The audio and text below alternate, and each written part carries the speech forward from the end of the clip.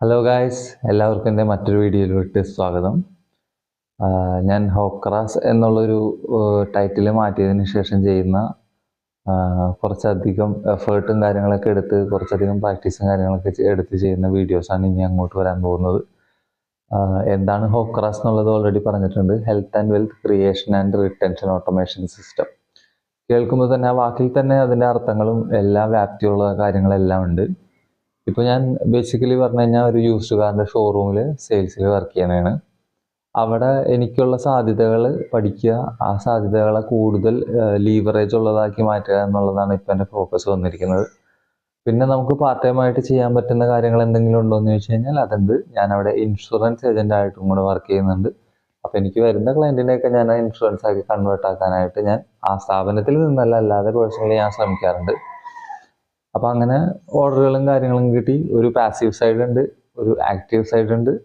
ഇനി മുന്നോട്ട് പോകണമെങ്കിൽ സോഫ്റ്റ് സ്കില്ലുകൾ നേടണം എന്നുള്ളൊരു കൺസെപ്റ്റും കൂടി ഉണ്ട്. അപ്പോൾ അതിൻ്റെ ഭാഗമായിട്ട് ഞാനൊരു 1 month ട്രെയിനിങ് കൂടെ അറ്റൻഡ് ചെയ്യുന്നുണ്ട്.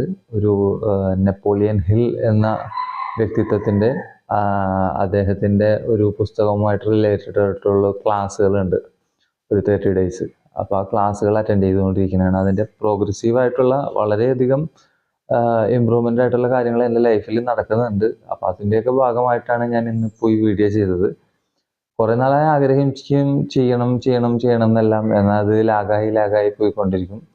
എന്നാൽ ഇപ്പോൾ ഒരുപാട് സമയം കണ്ടെത്താനായിട്ട് സാധിക്കുന്നു. വേറൊന്നുമല്ല, ജോലിയിൽ കയറി കഴിഞ്ഞാൽ അവിടെ ഫോക്കസ് ചെയ്യാൻ സാധിക്കുന്നു എന്നുള്ളതാണ് എൻ്റെ ഉത്തരം. അതിനുശേഷം വന്ന സമയങ്ങളിൽ സംസാരിക്കാൻ അവസരം കിട്ടുന്നു, ഇങ്ങനെ വീഡിയോസും കാര്യങ്ങളൊക്കെ ചെയ്യാനായിട്ട്.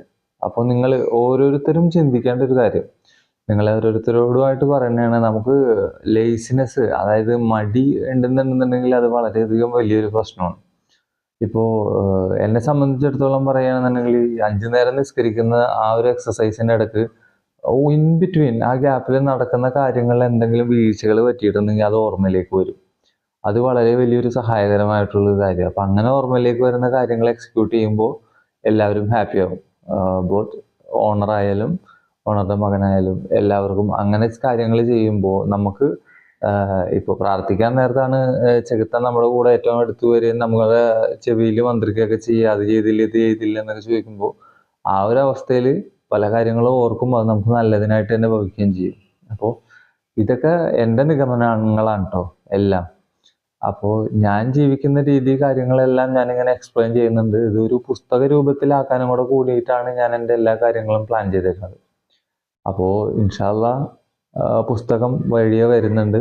അപ്പോൾ വീഡിയോ കാണുന്നവർ അത്യാവശ്യം ഉപകാരപ്രദമാണെന്ന് തോന്നുകയാണെന്നുണ്ടെങ്കിൽ മറ്റുള്ളവരിലേക്ക് ഷെയർ ചെയ്യുക, സബ്സ്ക്രൈബ് ചെയ്ത് സപ്പോർട്ട് ചെയ്യുക. തുടങ്ങിയിട്ട് കുറേയധികം നാളുകളാണെങ്കിലും ഇപ്പോൾ 1000 വാച്ച് അവറൊക്കെ കഴിഞ്ഞിട്ടുണ്ട്.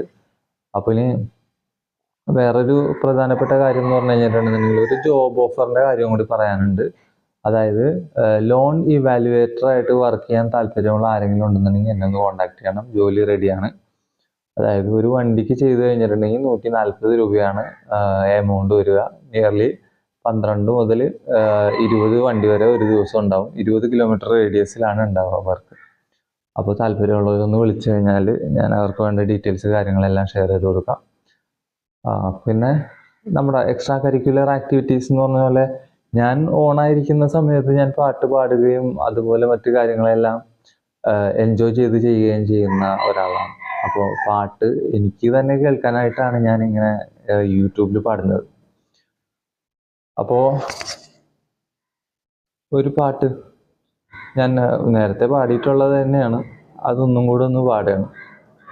ரஜபி கதீஜத்துங்கள் கனவாலேறி வந்து ரஹமத்தொளிவானிலெங்கும் அருணென்மை புணர்ந்து அஜபாராடி விண்ணும் மருளும் வேறி சென்றும் அடராடி தமசின் நெருவின் நூறு சென்றும் ഷറഫാം തിരുക്കിറുഫാം ഇവൾ പാകി വസന്തം പൂകി സുഗന്ധം പാകി വസന്തം പൂകി സുഗന്ധം